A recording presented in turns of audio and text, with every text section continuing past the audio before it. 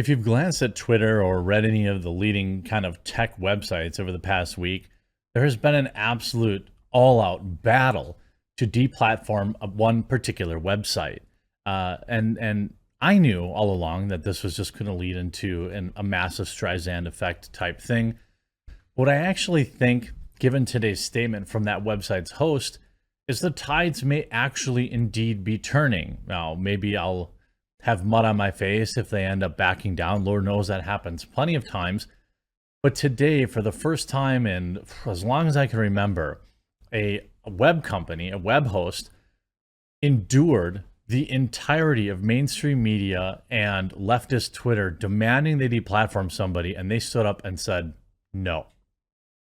I think this is a bigger moment than most people are realizing, and we're going to get into that whole story after a quick word from this video's sponsor, who's running a special sale right now, Established Titles. Huge shout out to this video's sponsor, Established Titles. Established Titles is a project based on a historic Scottish custom where landowners are referred to as lairds or lords and ladies in English. They allow people to buy as little as 1 square foot of dedicated land so they can call themselves a lord or a lady officially.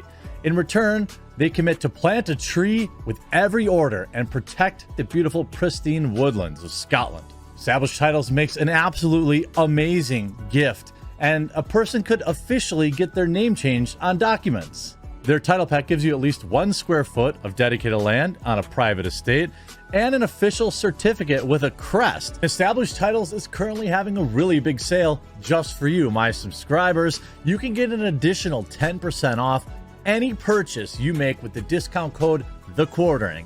So click the link below, go to establishedtitles.com/thequartering and use promo code TheQuartering to save an extra 10% today.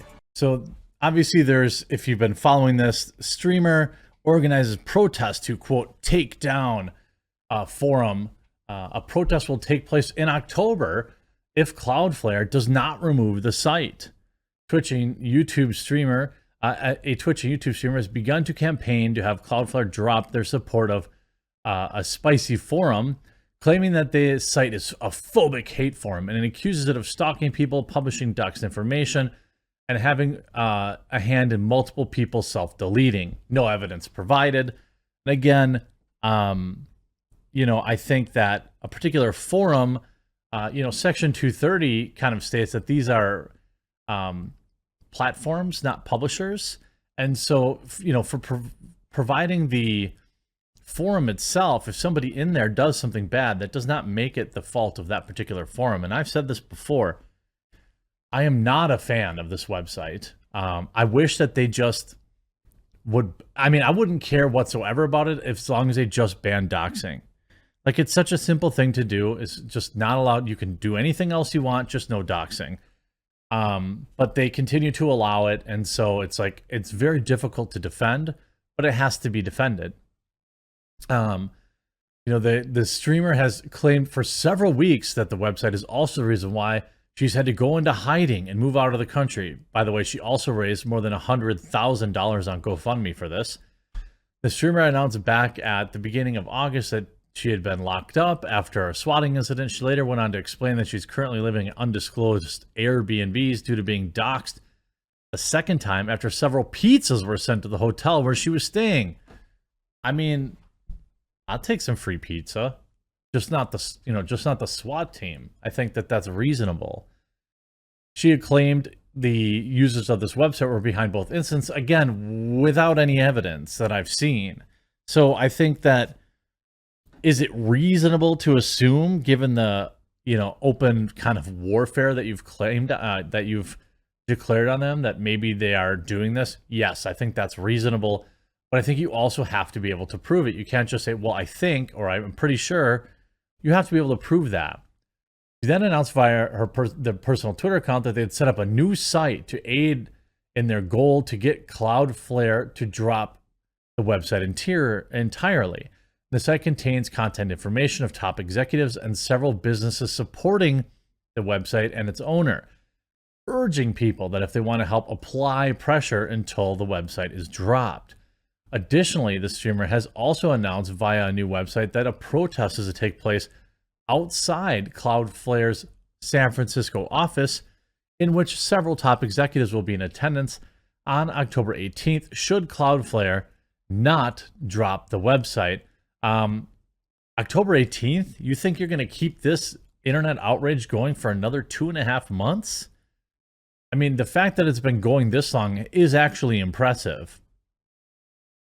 You got every major media website essentially promoting this deplatforming campaign. You got Twitter to verify the person leading this deplatforming campaign, a person that's posting other people's IP addresses and information, posting pictures of their family members. You know, many would argue the person who's trying to cancel this website has been engaging in as bad, or in some cases worse, behavior. You don't have to take their money. Cloudflare is a fascinating company, an interesting collection of people and technology that have a real shot to transform the way enterprise computing is built over the rest of the decade.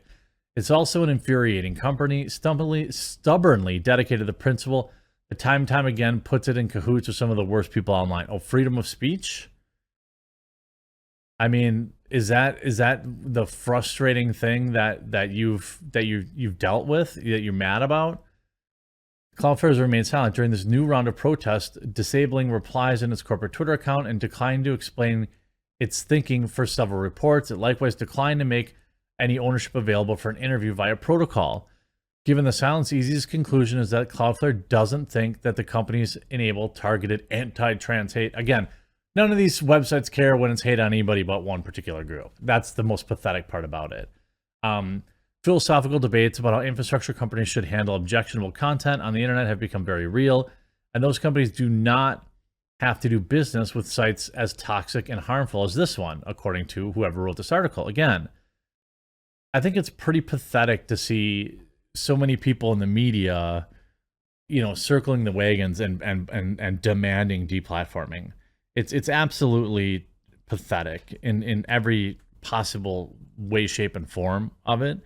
And I have to admit, last week, I was 100% certain that Cloudflare would bend the knee. And I'm still absolutely flabbergasted that they haven't. But this morning, they issued a new statement, writing, Cloudflare launched nearly 12 years ago. Over that time, our list of services have become more and more complicated. With that complexity, we have developed policies around how we handle abuse of different features Cloudflare provides. And the quote tweets are just seething. By the way, we're going to take a look at that. But the big takeaway here, the big takeaway is this. Avoiding an abuse of power. Some argue that we should terminate these services to connect to content we find reprehensible so that others can launch attacks to knock it offline. Essentially saying you have to take away the DDoS protection so that we can take your website, take these websites we don't like down. That's the equivalent argument in the physical world that a fire department shouldn't respond to fires in the homes of people who do not possess sufficient moral character. Both in the physical world and online, that is a dangerous precedent, and one thing that over the long term most likely to disproportionately harm vulnerable and marginalized communities. I mean, it's pretty interesting that, like, I mean, this is essentially the entire campaign getting BTFO'd. Like, the entire campaign. You know, and like, do I think that people should be doing stuff like this, like showing up where they're living and doing this stuff? No, I don't think that that's okay. I think that it is harassment, and I think that I would not feel bad if something bad happened to these people showing up at somebody else's house. For example, let's say they have a couple of German Shepherd dogs that are outside and they get their, you know, a nice chunk of their rear removed. Wouldn't care, you know, but that's the extent of it. Like, that's the extent of this. They're not interacting with them. They're not, you know, they're just being just like autists. You know, I think that that's ultimately, you know, say, hey, Cloudflare, are you paying for private security guard for this person given their recent attempt on her life? This does not look like an attempt on her life. This is just somebody taking a picture that says, Heil Josh, the Corn Lord, Ethan Gunt, Ralph told me to do this. I'm assuming that that's a meme and that the Gunt did not tell him to do that. Um, but I think that this is actually a massive win. I don't like the content that's on this website, and I don't like the people that are on it. But that shouldn't mean that it can't exist. That shouldn't mean that a Twitter mob should be able to remove them from the internet. And I do think that it's an extraordinarily bad faith take, that this website is exclusively about, harassing trans people.